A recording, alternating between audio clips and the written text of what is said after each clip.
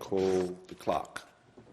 Private members' business. Notice number 2, Keeping Cash Transactions in Australia Bill 2024. Give the call to the honourable member for Calare. Mr Speaker, I present the Keeping Cash Transactions in Australia Bill 2024 and the explanatory memorandum. Thank you.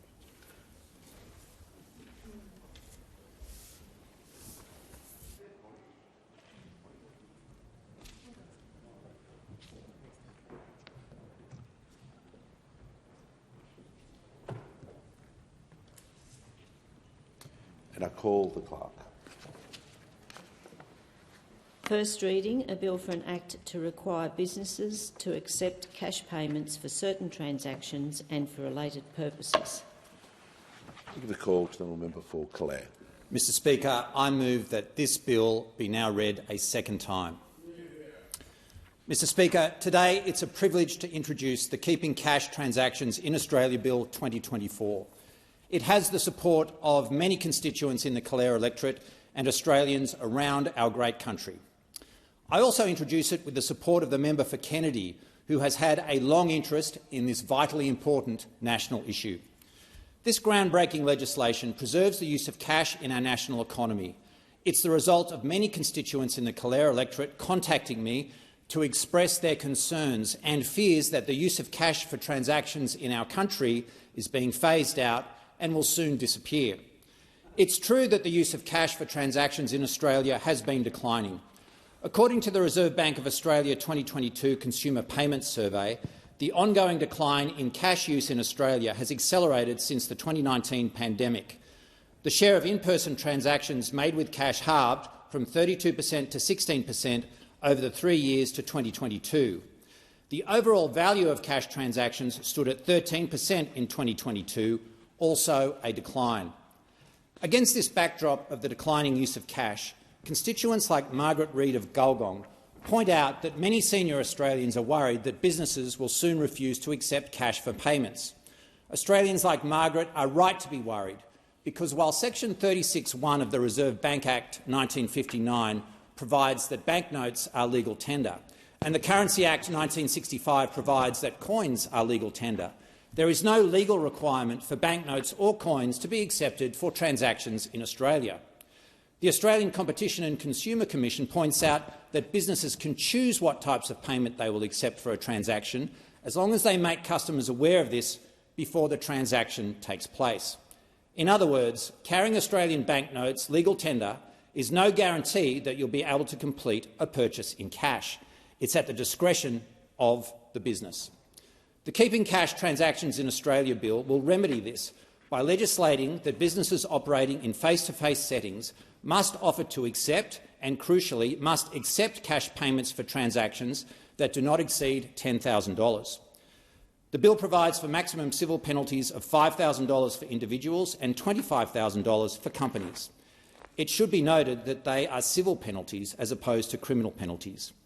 The bill also provides some important and practical exemptions to these requirements.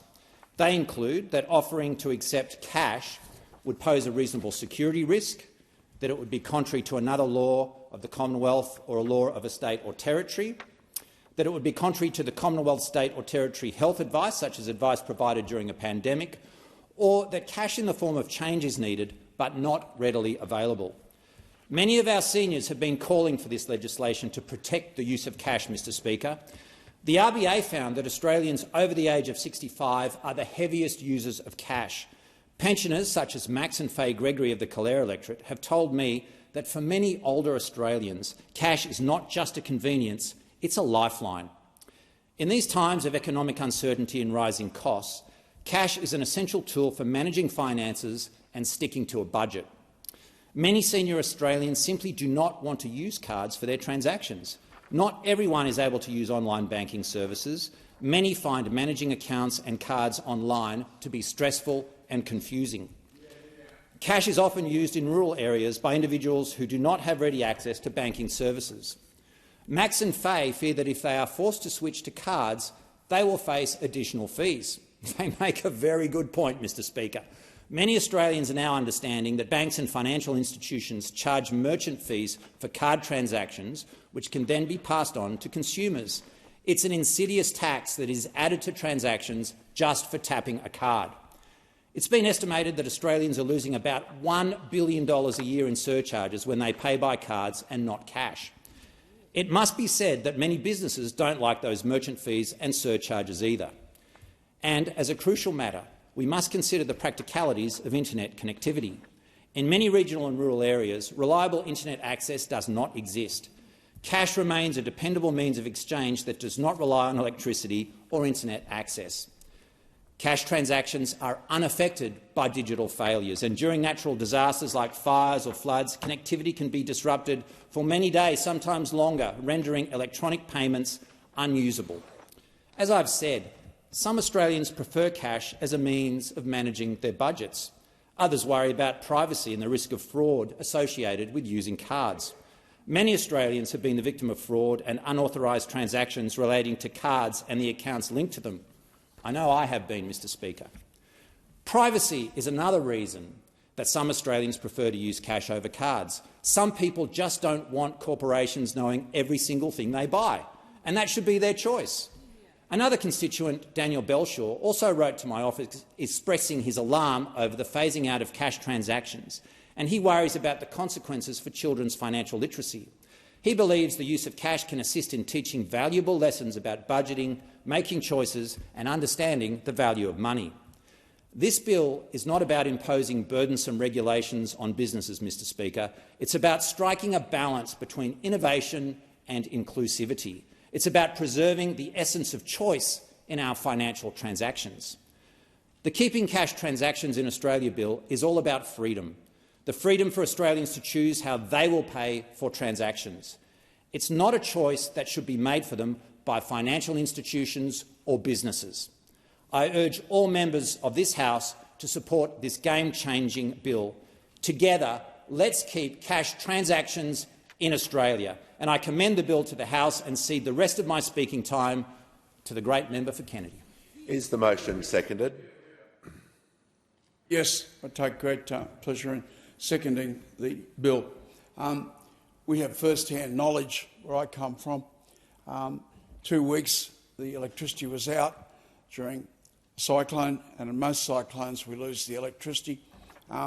We're at the end of the carrying line for the electricity, so we have no relay protection, and on numerous occasions we're caught.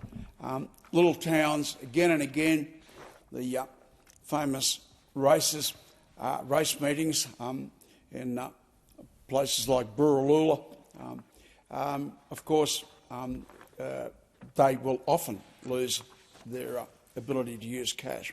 But the real essence of this bill is, do you want your bank manager to decide whether you can buy a loaf of bread or not?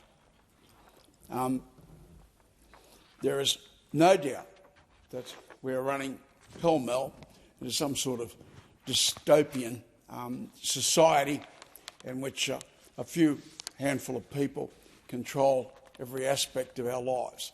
But I repeat, Mr Speaker, don't you realise that if you eliminate cash, then you will have to get permission off your bank manager to buy a loaf of bread?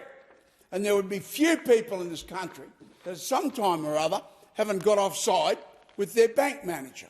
An MBS might think it's good that he doesn't cash your cheques or allow you to use your card. Mr Speaker, when I was appointed Aboriginal Affairs Minister in Queensland, the first question I got in every community was, can we get the right to cash our socials, our social security payments? Because the director of the department was using it as a control mechanism to terrify every single person, nearly 70 or 80,000 people living in the community areas in Queensland. And if they were terrified, well, I can tell you, the rest of you are going to have the wind right up you if you move into this area. Now, Mr Speaker, in actual fact, the common law has recognised, as has the written laws of Australia, that a banknote is a legal tender. You are obliged to take that banknote. As you yourself, Mr Speaker, and I advised the refectory in this place. Now, to spell it out boldly and bluntly, without any equivocation, is absolutely necessary. And I commend the member for Calare in bringing this bill forward. It is definitely something whose time has arrived. It is an assertion of freedom that is needed as an imperative, as the most underlying principle of our freedoms, is the right to be able to purchase something. And if that right is taken off us and given to the banks, then the freedoms in this country have ceased to exist, and 1984 has arrived upon us, Mr Speaker. The time allocated for this debate has expired. The question is that this bill now read a second time, and the time allocated for this debate has expired. The debate is adjourned, and the resumption of the debate will be made an order of the day for the next